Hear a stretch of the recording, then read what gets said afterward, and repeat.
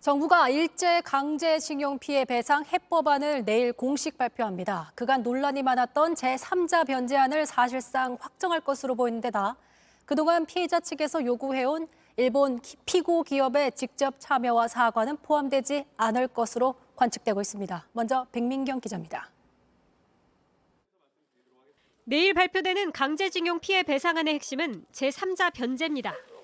행정안전부 산하 일제강제동원 피해자지원재단이 국내 기업으로부터 자금을 받아 대법원의 배상 확정 판결을 받은 피해자들에게 배상한다는 겁니다. 해당 피해자는 15명으로 이들에게 지급해야 할 배상금은 지연이자까지 약 40억 원 규모인 걸로 알려졌습니다. 가장 논란이 됐던 피고 기업의 직접 참여, 직접 사과는 일본의 거부로 이뤄지지 않을 걸로 보입니다. 대신 우리 정경련과 일본의 게이달렌이 청년들을 위한 기금 조성에 나서고 여기에 피고 기업들이 일정 부분 출연하는 우회 참여 방식이 거론되고 있습니다. 내일 우리 정부의 발표 이후 일본 정부도 입장을 밝힐 가능성이 있습니다.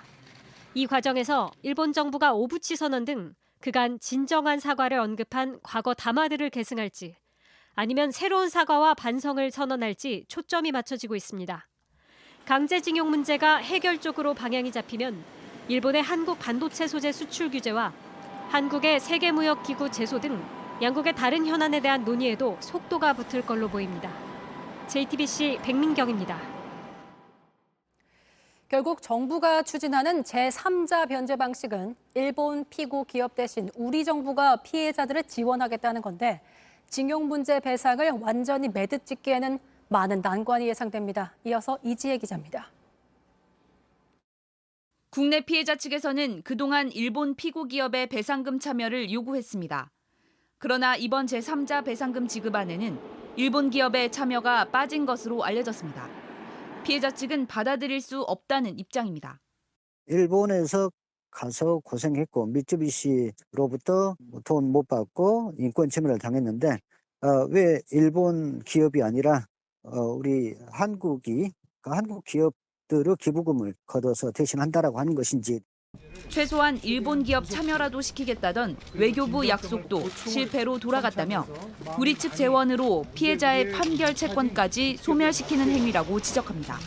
일본 게이단맨이랑 한국 정경련이 돈을 합쳐서 미래재단 이런 거 만든다는 건데 전형적인 물타기로 보이고요. 이와 함께 피해자 측이 요구한 진정한 사과와 관련해서도 과거 반성을 계승하겠다는 일본의 반응은 피해자들의 동의를 얻기 어렵다는 분석도 나옵니다. 피해자 측은 정부의 공식 발표 이후 구체적인 입장을 밝힐 예정입니다. 민주당은 성명을 내고 굴욕적 강제징용 해법이라고 비판했습니다. 그러면서 정부는 일본 기업 참여 없는 제3자 변제안을 지금이라도 철회하고 제대로 된 협상에 나서야 한다고 촉구했습니다. JTBC 이지혜입니다. 네, 그럼 앞서 보신 사안과 관련해서 최은미 아산정책연구원과 좀 더 얘기 나눠보겠습니다. 위원님, 먼저 지금까지 나온 내용을 보면은 국내 반발이 좀 예상이 되고 있고, 근데 그럼에도 정부가 이렇게까지 한일 관계 개선 움직임에 강한 의지를 보이고 있는 그 배경은 뭐라고 볼 수 있을까요? 여러 가지 생각해 볼 수 있을 것 같은데요. 우선 이 협상이 시작된 거가 정부 출범이 이제 5월이었지만 인수위원회 시기까지 생각을 해보면 한 1년 가까이 이제 지속이 됐고 그 과정에서 국장급 협의, 차관급 협의, 장관급 협의까지 올라오면서 이제 어느 순간은 이제 결단을 내려야 되는 시기가 오는데 아마도 그 시기가 지금이라고 판단을 한 것 같습니다. 여기에 있어서는 일단 협상에 있어서는 양측 간에 논의할 수 있는 내용들은 거의 다 논의가 되었기 때문이라는 어떤 그 생각도 있을 것 같고요. 또 한편으로는 외교적인 측면에서 생각을 해봤을 때 한미일 협력이라든지 우크라이나 사태라든지 이러한 국제 정세 속에서 조금 더 한일 협력을 좀 더 해야 된다라는 의견들이 좀 많이 반영이 된 것 같습니다. 근데 이제 언제가 적합한 시기인가에 대한 고민이 있었을 것 같은데요. 지금이 양측 간에 가장 적합한 타이밍이라고 생각을 했던 것 같기는 한데 그 과정에서 조금 더 피해자 측과 좀 더 소통이 있었더라면 하는 아쉬움은 많이 남습니다. 사실 박진 장관이 좀 피해자 측을 찾아가서 얘기를 해보기도 했지만 지금 결과를 봤을 때는 피해자 측에서 그걸 받아들일 것인가가 사실 좀 관건이기도 하고, 그래서 정부가 내놓은 제3자 변제안, 그러니까 그 핵심적인 내용을 좀 보면 일본의 피고 기업들 배상이 결국 빠진 것으로 현재까지는 알려지고 있습니다.